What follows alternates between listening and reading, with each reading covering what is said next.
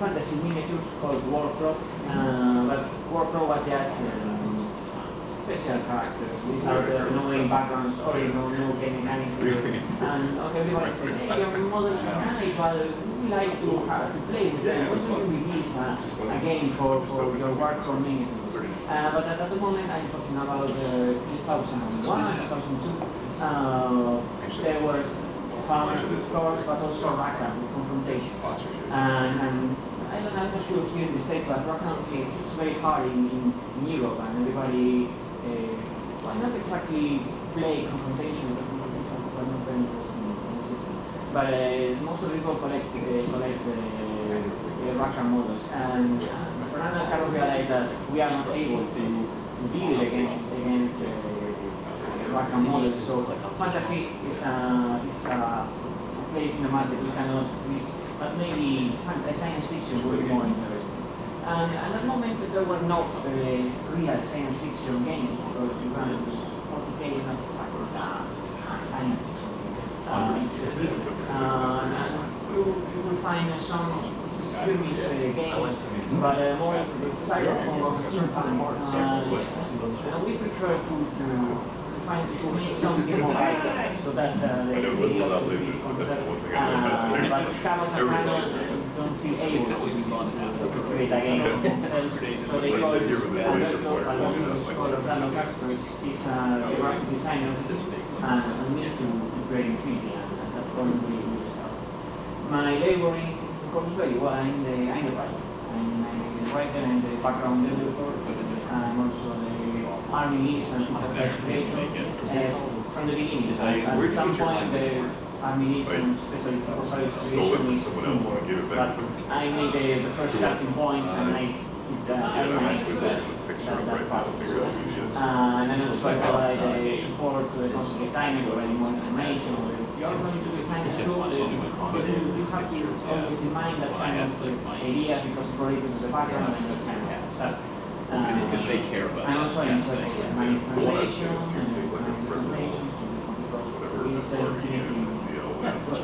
more than countries, and Infinity has been translated to 8 languages.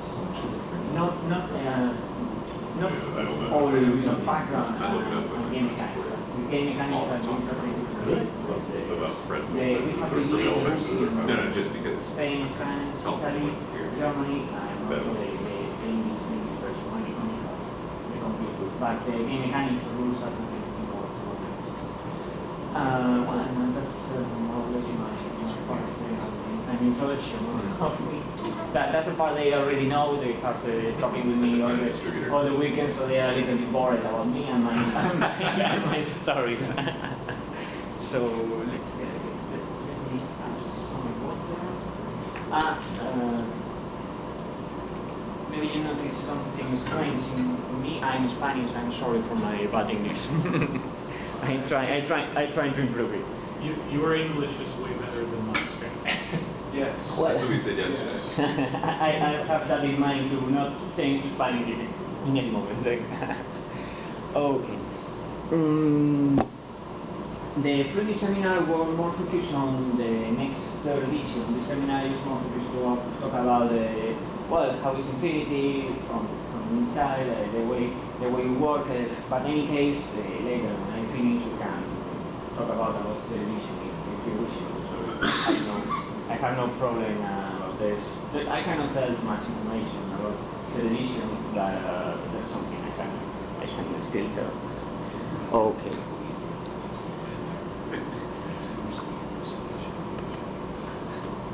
Well, this is introduction to the company where we are located. We are in Spain. This was made by Bostia, who is a very funny guy. And let's start with the world. Europe. Here there is Spain. More focused. We're placed in the north of Spain. Probably when you think about Spain, you think about Antonio Banderas, flamenco, bullfighting, and that kind of stuff. We are in that's the south of the east of Spain, but in the north we are very different. We are a different country. We have Atlantic weather, and our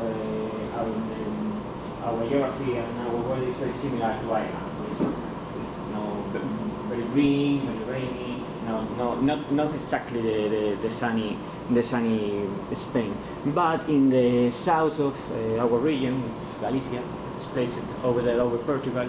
We have a more sunny weather than the rest of the north of Spain. Okay. Corvus Belli is placed in Cangas, which is a very small village. You can see over there. In front of Cangas, this is the Vigo Bay. This Vigo, which is the big town, 300,000 people, inhabitants, with the airport. Part of Corvus Belli lives here, but Cangas is over there. For example, I live in Vigo, and I'm crossing the bay by ship every day. It's very nice, even in winter, because the Vigo Bay is closer than this big island that makes very calm water, and you don't suffer too much when the weather is rather. How long is the boat trip? 20 minutes. 20 minutes. This is Cangas seen from the middle of the bay. So this is a picture taken from the ship. As you can see, this picture was taken when I'm preparing the seminar for Feast of Lake last year. So I took this picture in October. So as you can see, I'm saying Galicia is a rainy area, but the south of Galicia is more sunny. Vigo has a very important harbor. It's frequented by the cruise ships and big and large ships. This is a picture taken in the harbor of Vigo. I said we cross to Cangas in ships. Hey. I'm not kidding. And said we have Corvus Belli is a very important company. We have our own ships. No, jokes. It's very funny because this cruise ship arrives the day before I fly to Denver to Feast of Lakes. I say, hey, what happens here? Our lawyers are talking with the lawyers of the cruise ship. Oops, sorry. And Corvus Belli, we have a very small workshop. When we started with Corvus Belli, Corvus Belli started, as I said, with 3 people in the year in 2K. At some moment, they contract Angel to paint the models and also work in the workshop. And when it was required more people to start with Infinity, Alberto and me enters in the company. But we started with Infinity being only 5, 6, 7 people. In the garage of the grandfather of Fernando, he is the manager of the company. At some moment, when Corvus Belli starts to work, we increase the area of the workshop, but the workshop is like a corridor. So you have the main gate, and the low plant is the area for production, to storage and make the packagings. Then there is a second floor, a floating second floor where is the administration area, and upstairs there is the studio where the magic is done. and we have also a small place with a table where we do the play testing, we do the company meetings, and it's the place to have lunch. So at some moment, maybe we are with a very important meeting discussing things which are going to be very relevant for the next years of the company, and someone say, hey, it's lunchtime, so finish now. Okay, the important meeting have to end now. We have to increase our. Okay, that's a picture taken from the door of the workshop. As I said, it's a long corridor. This is the control quality area when we check the casting. In this table, people is making the packages and preparing the blisters, the upstairs, in the floating area with the administration, and over there is the door to the studio. Sorry, there is a door at two doors at left. The second door is the storage area, where we have well, probably this is the only place in the world you can find all the Infinity catalog. Sometimes, sometimes, not always, right? Sometimes we have a lot of stuff stored, but sometimes we receive an order and precisely we cannot send this shipping because we lack of that reference. And that's the picture taken from the gate, from the entrance, and the other part of storage, the boxes and the table. Another picture of this area, and beside this door there's another door, and this is the casting room. You can see over there. I don't know if you know the way of casting miniatures or not. You know something about that, or do you want I explain a little bit? Yeah. Okay. When we have a model, a master, the original, we make a master mold. A master mold is a mold in which we place only originals. From that master mold, we make different copies. For example, Yojimbo, the Yojimbo's body. We have the original. We make the master mold with the body of Yojimbo and the arms of Yojimbo and anything that Yojimbo could have. And also other new releases we are going to release that month or in future months. From that mold we make several copies. We have, for example, 16 copies of the body of Yojimbo. Now we can make the production mold. That is a mold that only have bodies of Yojimbo, for example.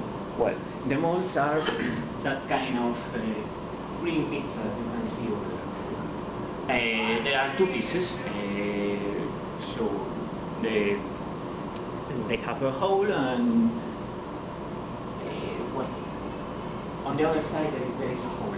Inside the mold, I don't know if we have more a picture with the molds can see in a better way.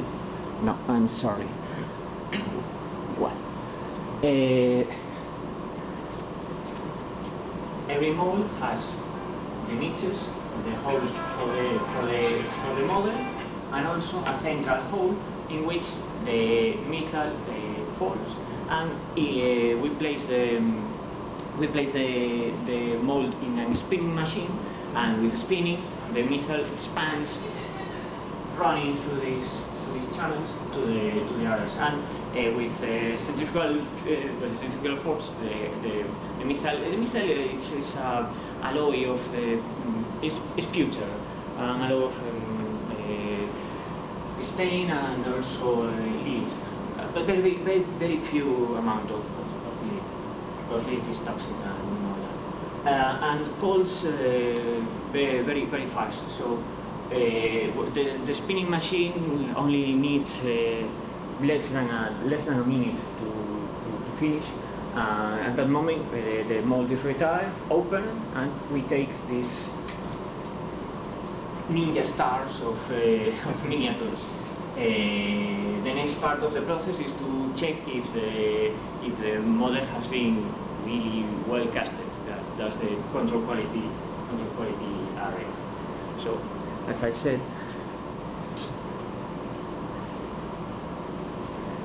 here you have the crucible, where we have the hot metal, and this is the spinning machine. This is open, so the mold will be placed over there. Then you close the machine and drops the metal through this chimney. Does the centrifuge, does it compress? Does it push down on the mold to keep the two halves together? No, the molds have closed very well. You don't need pressure to make it. You need pressure and hot. I don't know the name in English. Vulcanizer maybe is the name of the machine. When we buy the molds, it's some kind of rubber, but fresh rubber. It's like a bubble gum, but smooth bubble gum. And it's required to be smooth because you have to make the holes and place the models, and then make the channels and the central hole. When that work is finished, we took the mold, placed inside the vulcanizer, and the vulcanizer, using pressure and hot, makes the rubber gets harder, but not too much harder because we need it will be easy to open. So that, but for the casting we don't need pressure. It's only a question of time and time of spinning. Of course, bigger models needs more time, and small models needs less time. We have recipes for every not every product, for every piece. For example, Yojimbo arms, and we have a recipe. You need the missile be at some temperature and that spinning time. Yojimbo body, instead, Yojimbo body needs more temperature and more spinning time. And every release has a note, so the casters only have to check and try. Even that is a question of the own skill of the caster, because it's not the same if you are using this spinning machine or that other, because one is older than the other. It's very curious because the older one works better than the new one. And all the casters, no, I prefer the old one.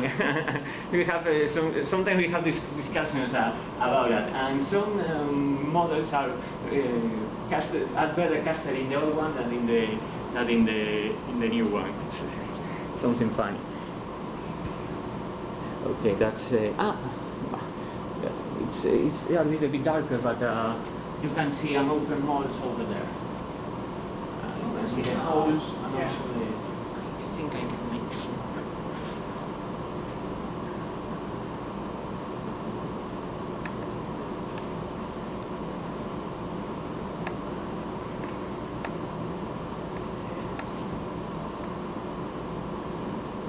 The hole for the model, the channel, and the central hole where the missile drops. Okay. This is our library of molds. At this moment we have more than 400 products in the Infinity range. That means minimum 400 molds, but each model needs more than one mold, because you have a mold for the body and another mold for the arms, head, or any piece. And of course, bigger models like the tags requires a lot of pieces. The amount of molds is very important to know the final price of the product. If you have too many molds, it requires more time for produce, more time to package, and also more time to create that mold. Metal is a very expensive material, and it also is important to consider the final price. But at the end, the real definitive question to know what will be the final price of a product is the amount of molds. This is a control area for quality, and also you can see over there the tiny boxes in which the smaller pieces are placed, so with a label with the name and the number of references. Now we have the informatized of the system, and everything is controlled, and then when the casters and the workers of the workshop makes any work. It's noted in a tablet. Well, you can see the professionalism of our workers. Supposedly those are the guys in charge of control quality.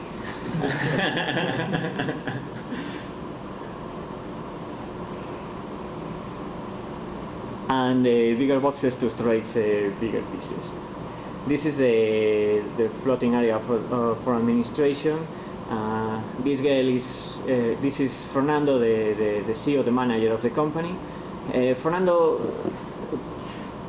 is a very is a person with very bad luck because he created Corvus Belli to model miniatures, and now the pure guy has so much work managing the company that he has no time to model anything. And it's a pity because he's a very good modeler. He's the modeler of the first Ariadna models.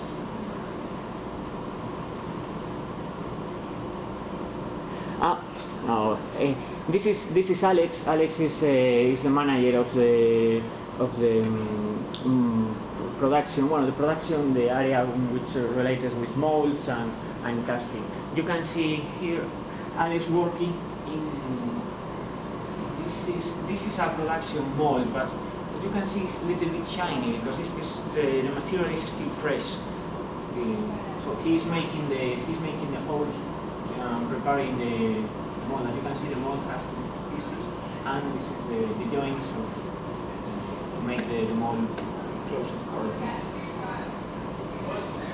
This is a very important part of the production process because you need to be able to reflect all the tiny details of the models. Usually this work is done by women rather than men because they are more patient to do that. But usually we have men and women working in this. You can see again the Fernando once again. We try to make a decent picture of Fernando. He doesn't want. This is Jesus. He is in charge, so it's our IT. So the IT of the company. He is the creator of the army. And it's very curious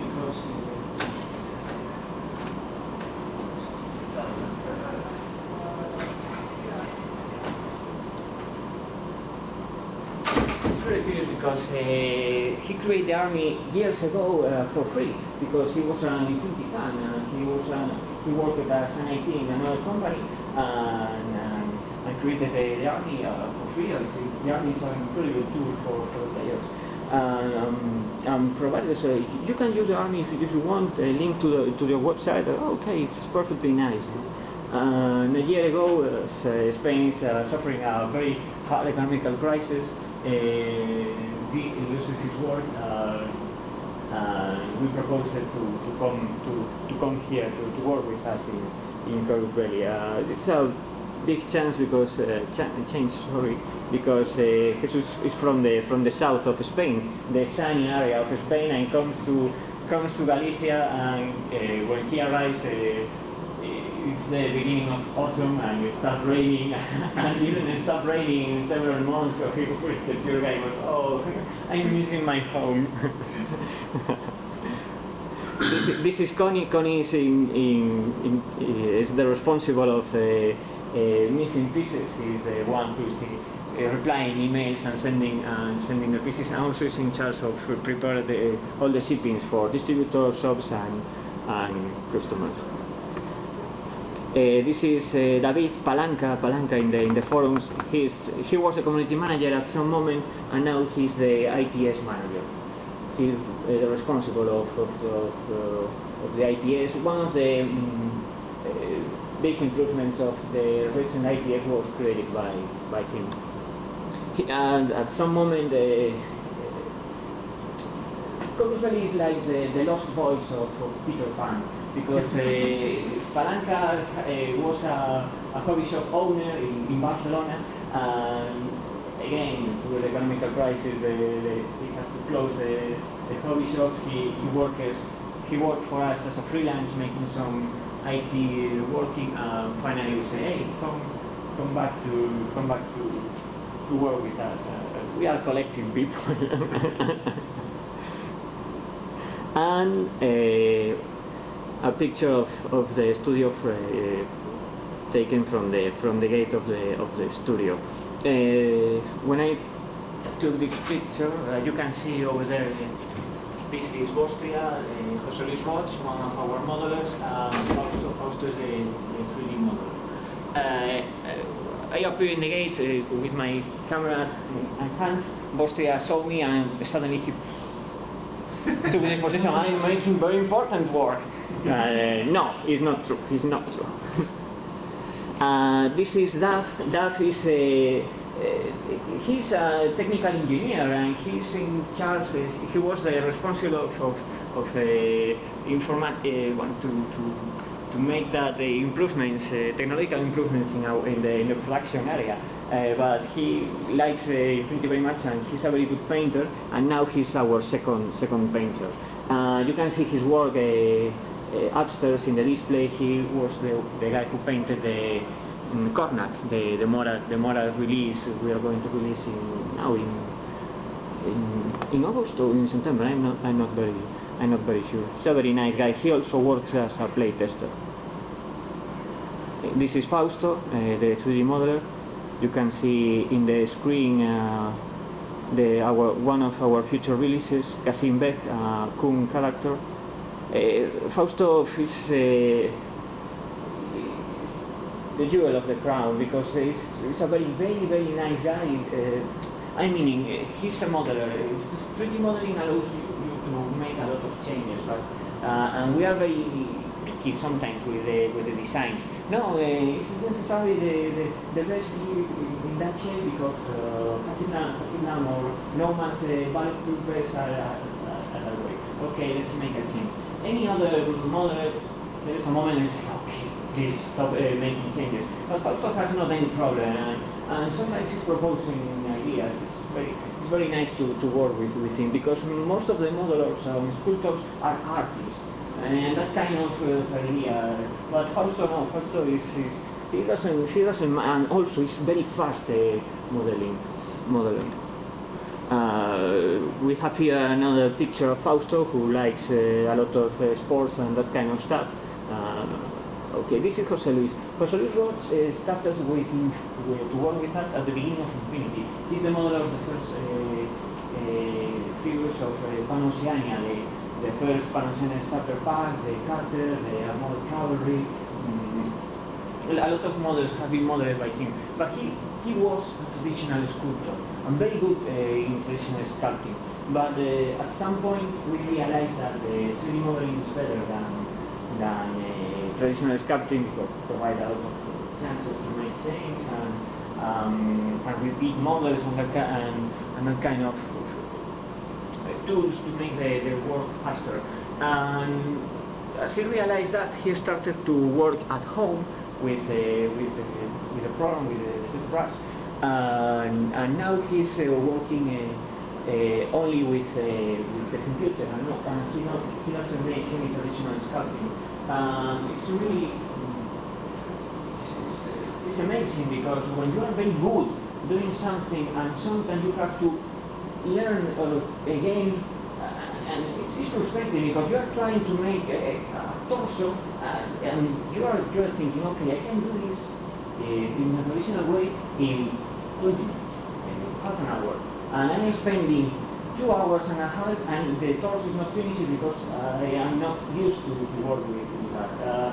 And most of the people will say, okay, I will leave that and I'm still working as a traditional sculptor. Probably I can find a job in any other company if the people of Corvus Belli doesn't work it, and then we know what happens. We will still work with him. We don't say, hey, if you don't learn to school with 3D modeling tools, we don't want to in the company. No, we never say that. And now he's working only with others. It's very I think it's amazing from his part. Okay, another, you can see at this moment,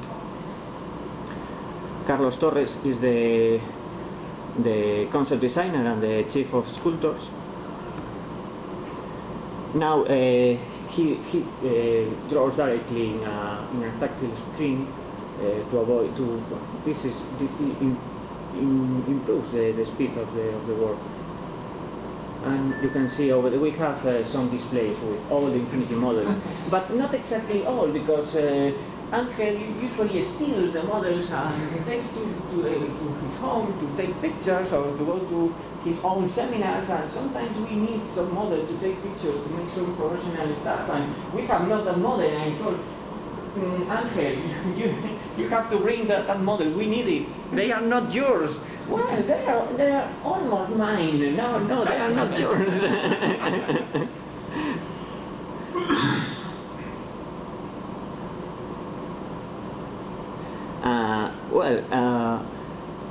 Behind the displays there is the working area of Alex. Alex, as I said, he's in charge of all the molding production and controlling the production in the first step of the production. He's a very nice guy. He's also an incredible scenery maker. All the scenery you can see in our pictures, except of course that belongs to our partner, have been created by him. He's a very good imagination, and also it's very crafty to create. But even being a very nice person, he's a little bit explosive, and sometimes you're talking to him and, hey, what happens? But as I say, the skills of Alex making scenery are absolutely awesome. But he has a little fault. He's a very detailed man. He spends a lot of time doing the scenery. I remember a pair of weeks ago, I saw a piece of the scenery. It was just a table with a ground with grass and stones and some pieces of technology places over there, so abandoned. And I say, hey, this is nice. Totally, absolutely finished, totally painted. I say, hey, good to take pictures of the models. So placing just another piece of scenery of our partners over there, and you have a good setting for any Infinity model. Yeah. 2 days later, I come again to Warsaw and so that piece of scenery, so the tile was almost totally covered by fake snow. No, fortunately he needs a snowy setting. Why do you make so the tile scenery up? Because it is better by the way, but you have to spend a lot of time doing that, and snow is totally covered by the snow, so it's a waste of time, but it's better. we cannot deal with that. You can see over there. This is the Tohai scenery. It was made by him. It's another incredible piece of scenery made starting from a concept made by Bostia. It's supposed it is some kind of cemetery for the Toha. It's plenty of little details.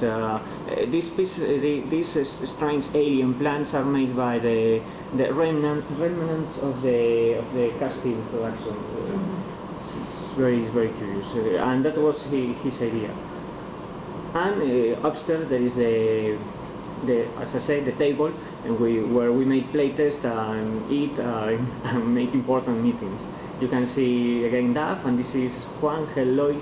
He's one of our testers. Daf and Gelois are the organizers of the Interplanetary, the official Infinity tournament, but they are in charge of that. The Interplanetary happens in Vigo, not in Canada, because Vigo is better for organizing that. So is that the scenery that you guys designed the game for? Sorry?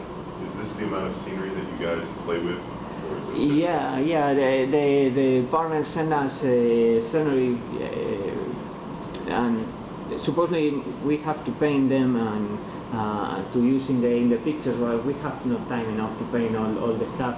And finally we send you your painted scenery, and we use fastly in our pictures. It's a better way of working, and that's the way. But they also send us stuff, so we can make different tables and try with different kind of scenery. When we have to test a scenario, a mission, for example, we have to prove with different kind of scenery, because sometimes the scenery are very important to see how the mission works. Those pictures were taken last year for the seminar in Denver. It was the day previously to my flight. It was a little bit late. I have to take the ship to come back home, and suddenly Boston. I was taking this picture, and Boston appears and I have a great idea for a picture before you go. Oh no, I have to go. I'm going to miss the ship. No. You have to take this picture. This picture. Boston is seated in front of his computer, reading the forum. And what is he reading? Let's see.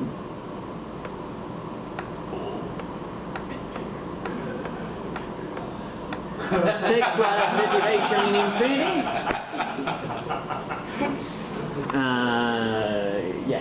I don't know the reason why. Some people call Infinity the tanga game. We don't know the reason why. One of the success of Infinity is we release girls. I remember at some point at the end of the 90s, I tried to make an army from the Imperial Guard of Warhammer 40k. I was very surprised because they don't know any female model. It's a little bit boring, and it's curious because we release models which are not exactly sexually objectified, but sometimes people start discussions in the forum, and it's curious because they are always guys, and all of our models are checked by we have a lot of women working in Corvus Belli, and they don't feel bad about our models.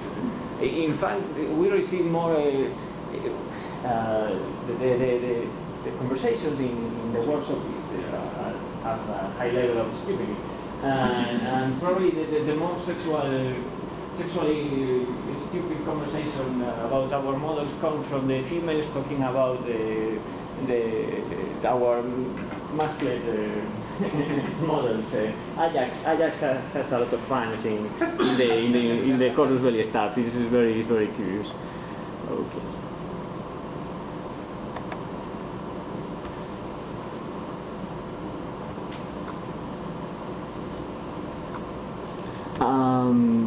One of the most curious things about Corvus Belli is we are not a money-focused company. Corvus Belli was created by a group of friends who likes miniatures and models, and we create Infinity thinking to have a job for the future, a job for our life, not to have quick money, and if it doesn't work well, sell the company or sell the product and start with another. No, we love Infinity, and we want Infinity keep growing during years, but not necessarily fastly. This year in Gen Con, Fernando, the manager, was talking with a guy, a Russian guy who worked here in the States as marketing advisor, and this guy says, you guys doesn't know how to sell your product. It's not only a question you don't know how to sell your product, you don't know how to sell yourself, because I find it's very easy to talk with you. You are very accessible. Anyone can talk with you, and with the game creator, with the manager of the company, Fernando was over there, and I As you can see, I'm the only guy in the company who wears a jacket and a tie. And everybody thinks I'm the boss, and no. The boss is Fernando, and Fernando is also wearing casual wear and sport wear. No. So we are not a typical company focused on money and that kind of stuff. But we don't sell in Corvus Belli at that point. So Bostria makes this folder to try to explain how we are. Is Corvus Belli the ultimate bar company?